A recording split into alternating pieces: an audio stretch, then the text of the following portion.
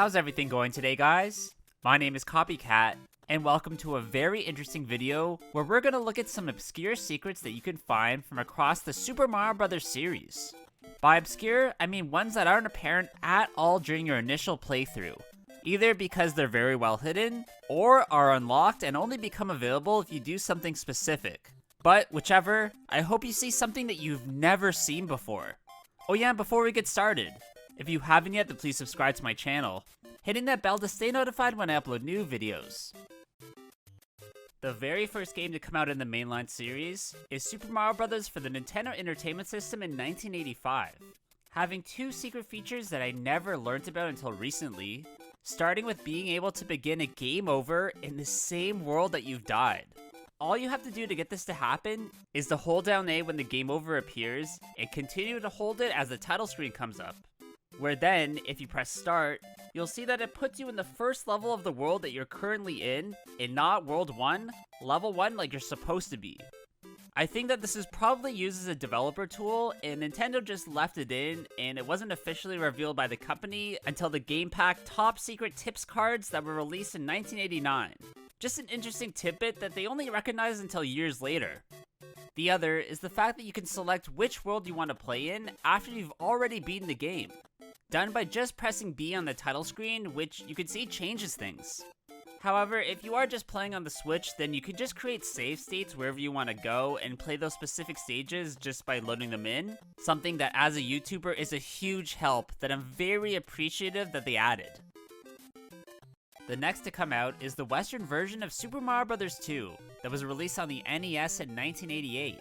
Having one secret warp location that shocked me as a kid when I first discovered it, in the one down the waterfall, just past the first door of World 3-1. Now, there's no indication at all that there's anything located down this enormous void, but at its bottom is a small island containing a room where you can use the potion in it and warp to World 5. This is one of 3 spots you can do this in the game, although this one is definitely the most obscure. So I want to know in the comments how many of you found this as a kid, as my sisters knew about it, but it was probably through word of mouth. The final of the original NES trilogy is Super Mario Bros. 3 that came out in North America in 1990, having one secret that appears in each world of the game in white mushroom houses, unlocked only if you gain a certain amount of coins in a specific one of those levels. These include World 1-4 where you have to get 44 coins, World 2-2 where you have to get 30 coins, World 3-8 where you have to get 44 coins, World 4-2 where you have to get 24 coins, World 5-5 where you have to get 28 coins, World 6-7 where you have to get 78 coins, and World 7-2 where you have to get 46 coins. This leads to houses appearing in the overworld that give you an anchor or a P-Wing, depending where you are. A really good prize at the end of the day, especially as this is a super arbitrary way of getting them. Something that's not told to you at all, so whoever discovered this must have had a lot of time on their hands. The first handheld game to be released in the franchise is Super Mario Land for the Game Boy in 1989, having one obscure secret feature I want to look at, and one that lets you continue a game over if you get an established amount of score throughout your playthrough. This is 100,000 points, which can be got by collecting coins, killing enemies, or completing stages. Something that's actually laid out for you in the secret technique section of the manual. Apparently there's also a way to restart the game without touching the on-off switch by pressing A, B, start, and select all at the same time. Something again also found in the manual, which gives me the idea to go through these in the future and see if I can make a video out of it. Super Mario World for the Super Nintendo Entertainment System is a game that's chocked full of secrets. Whether it be crazy exits or 3-up moons, it doesn't matter as they're always tucked away in spots that are almost impossible to find. But in terms of being obscure, I want to look at a few interesting castle skips that are amazingly hidden. The first is in Morton's Castle of World 2, where at its beginning you can fly upwards to find an extremely hidden pipe that you otherwise have no idea was there. Taking it leads you to find a bonus room where you can get 1-ups, and when you leave it, you'll have skipped the Thwomp part, which is good as that section can be annoying. There's also Ludwig's Castle of the Twin Bridges area, which has a hidden pipe through a false block near the first door that sorta lets you explore out of bounds, which is neat. This again leads to a bonus room, but doesn't let you skip anything, so it's not that useful in the end. Up next is the Lost Levels entry, that's actually the true Japanese sequel to the original, only coming out in America years later on the SNES Super Mario All-Stars Collection, where I'd have to say the most obscure secret from it are some of the warps that take you from one world to another. The first I'd say is pretty obscure, is the one that takes you from World 1-2 to World 4, as it's found in a very strange spot in a sub-area that already leads to another warp. You have to uncover a staircase of hidden blocks, a crazy secret that's literally not apparent at all, but this game is meant to be hard, so that does make sense. Another I think is pretty well out of the way is the one that takes you from World A3 to World C. The secret stages that unlock once you've beaten the game once in the Lost Levels, and a whopping 8 times in that Japanese release. Here you have to use the spring near the end flagpole to actually jump over it, which is a surprising sight, leading to the secret area and the warp pipe. The second handheld entry in the franchise that also came out for the Game Boy is Super Mario Land 2, The 6 Golden Coins. Having 2 sort of secrets I want to showcase, starting with being able to gain access to the demo levels through the title screen. Here, pressing up and A takes you to the game's intro level where you can play through until it freezes at least. Pressing up A and select lets you play the Hippo stage. Pressing up B and select takes you to the first level of the Turtle Zone. And pressing up A, B, and select lets you go through the first level of the Macro Zone. Now just to note, this doesn't work on the Switch, and I think only works on either the Japanese version or the original Game Boy cartridge, like the original version 1.0. I'm not sure, so if you were able to get it to work on the Switch, let me know in the comments. The other somewhat secret, but also somewhat exploit I want to look at, is the way to never lose lives if you pause the game as you're dying and just restart it. This will allow you to replay the level you just failed without technically dying, which is kind of useful, but is also kind of cheap. Now you do have to already have completed that stage, so there is that downside. But if you're just trying to find some secret in a stage and, you end up dying, this will at least save you some time and some lives. Next is the sequel to Super Mario World, Super Mario World 2, Yoshi's Island. They came out for the SNES in 1995. Where here, I want to talk about a secret way to gain access to all of the minigames from this title, simply done by inputting something in the controller in the level select screen. This is by holding select the whole time, then by pressing X, X, Y, B, and then A, which brings up a secret menu, letting you play these minigames that usually only become available when you go through the gold ring roulette at the end of each level and it stops on a flower. I'm glad that this is at least an option, as during my playthroughs, I can't say this happened to me naturally too often, so if you want to try a specific one out for yourself, then this is the way. The first game to have gameplay based within the 3D realm is Super Mario 64 for the N64 that came out in North America in 1996, where all the obscure secrets I want to talk about from it happen once you've beaten the game and collected all 120 stars. Now, I think by this point, most people know that this lets you gain access to the castle roof via a cannon, where you then can talk to your dino buddy Yoshi, who congratulates you, gives you the maximum amount of lives, and an expanded triple jump, which makes you invincible during your third jump, protecting you from enemies and fall damage. Now, even though it is a great Easter egg that was included for die-hard players, there's one other that some people may not know about in the Penguin, the one that races you down the slide in Cool Cool Mountain, as now it's gigantic in size, which is hilarious. This makes things harder as it's much larger in size, getting in your way, and travels way faster than normal. But unfortunately, you aren't given anything for beating the bird this time, other than its praise, which does kinda suck, but I guess it's still a cool surprise. Another game to come out to be based in the 3D realm is Super Mario Sunshine for the GameCube, having 2 pretty secret things that are not evident to you at all, starting with being able to go back to the Delfino airship once you've beaten the game. To unlock this extra area, you need to talk to the Pianta at the docks near the entrance of Rico Harbor and give him 10 coins, where he'll take you to this place, letting you gain access to the spot you previously thought was closed. Here, all you can do is the Red Coins Waterworks mission, meaning you need to collect 8 of them to get the Shine Sprite as your prize. Either way, it is cool they let you come back to this spot, even if it is a little bit underwhelming. The other obscure secret I want to mention is one I had no clue existed as a kid, is the way that you can change Mario's outfit into something more tropical, being able to wear a Hawaiian shirt and sunglasses if you do specific things. This at first is gaining 30 shines, where you then can talk to the silly looking vendor who gives you a stylish pair of sunglasses, which actually darken the screen a bit, being an interesting added feature to something that you just expect would be cosmetic.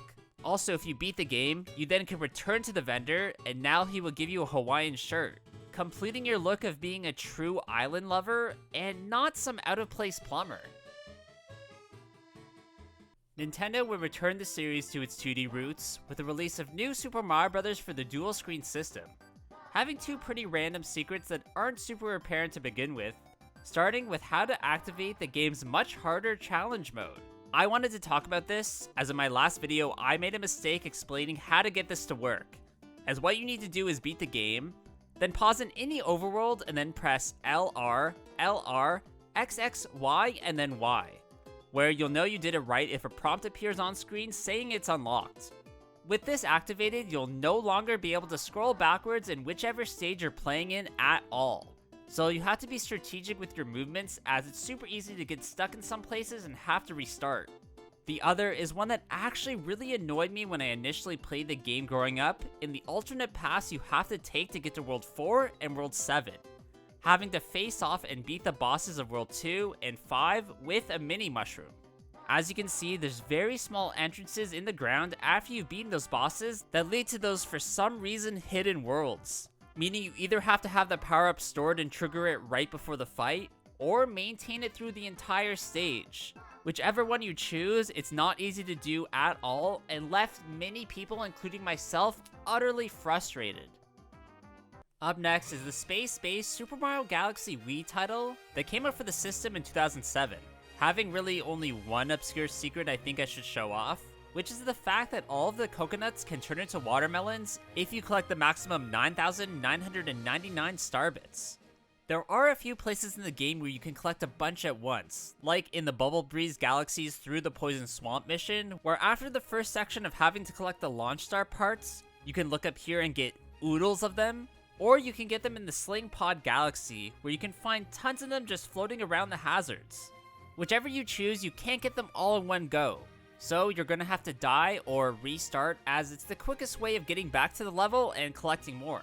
I'm not sure exactly why transforming these fruits is something that happens, as it doesn't really do anything at all to the gameplay, so if you know why Nintendo did this, then please let me know in the comments below.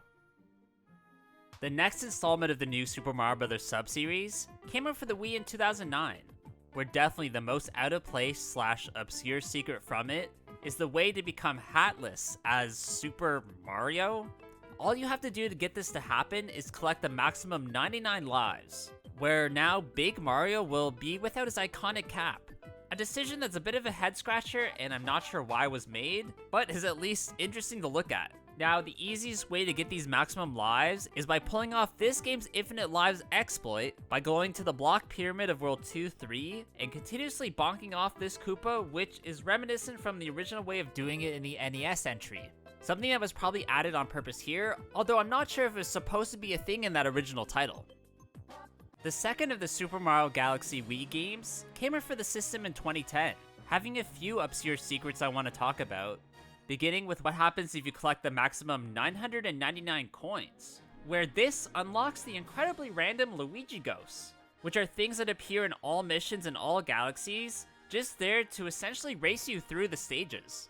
The easiest way to achieve all this gold is by pulling off the Infinite Coin exploit in the Fluffy Buff Galaxy, something I went over in my coin glitches in every Super Mario game, so I won't go over it too in depth here, but just know it involves collecting these coins, then going to the hint board, which for some reason resets them. These ghosts are pretty fast in completing the stages, so they can give you a challenge if that's something you're interested in.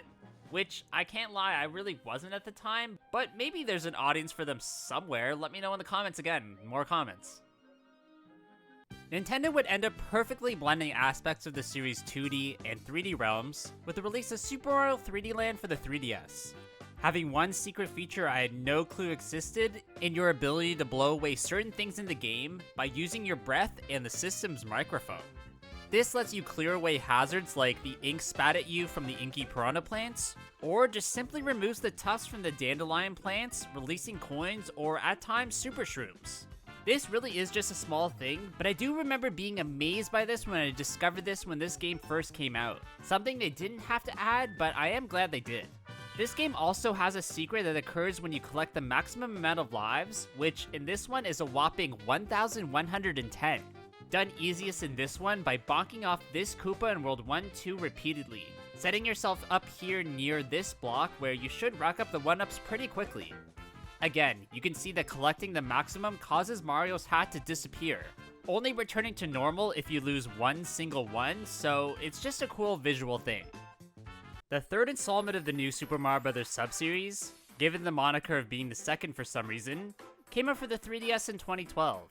Having 3 obscure secrets I just quickly want to touch on, beginning with what happens if you collect the maximum amount of coins, which, spoiler alert, in this one is a lot.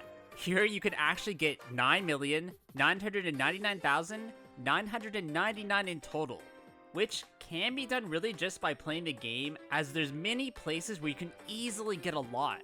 Or you can pull off a few glitches, which I've talked about extensively in past videos, so I won't go over them too much, but I just want to let you know they are a thing. When you eventually do get the maximum, this unlocks a secret title screen of a gold Tanuki Mario surrounded by coins, which as a completionist I felt compelled to do even though it took quite a while. Next is a way to play as Luigi in one-player mode, which isn't a thing that's made apparent to you at all, where this character is usually only available if you play co-op with another person representing player 2.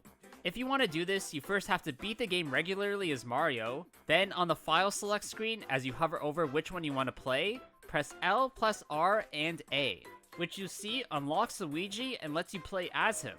Unfortunately, he acts the exact same as Mario, so it's not like the gameplay is any different at all. Something they probably didn't want to do, as this would make co-op too complicated, although it would have been fun.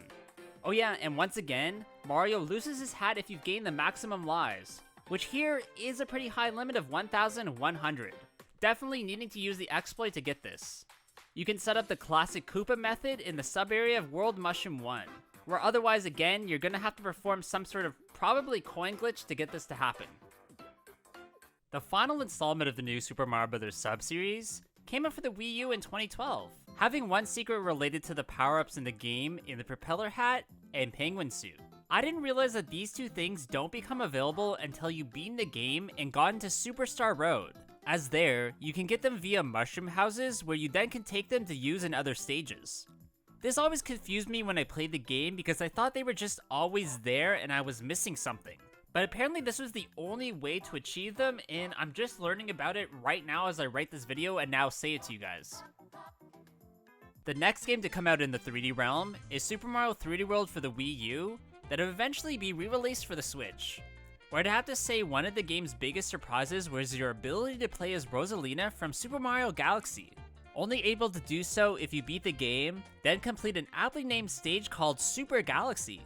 This space princess has a spin ability similar of that to what Mario and Luigi had in the Galaxy series, as well as having a very high jump, but relatively normal traction, with her Lumas also showing up in that world, which is awesome. Next up is the absolutely massive Super Mario Odyssey for the Nintendo Switch, where the secret I want to look at is also one of my favorites in the songs that play when you continuously bonk off the globe in the Odyssey ship itself. In the first few worlds, you can hear that it's the theme to the Cascade Kingdom that plays, but as if it's coming from a music box.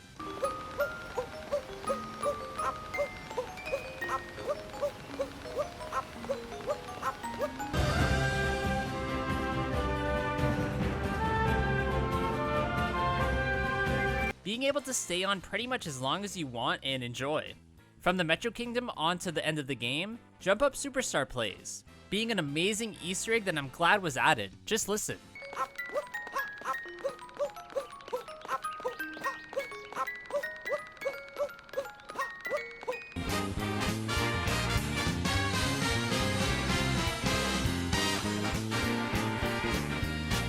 Bowser's Fury is the next Mario-based property to be released, being bundled alongside the re-release of Super Mario 3D World for the Switch.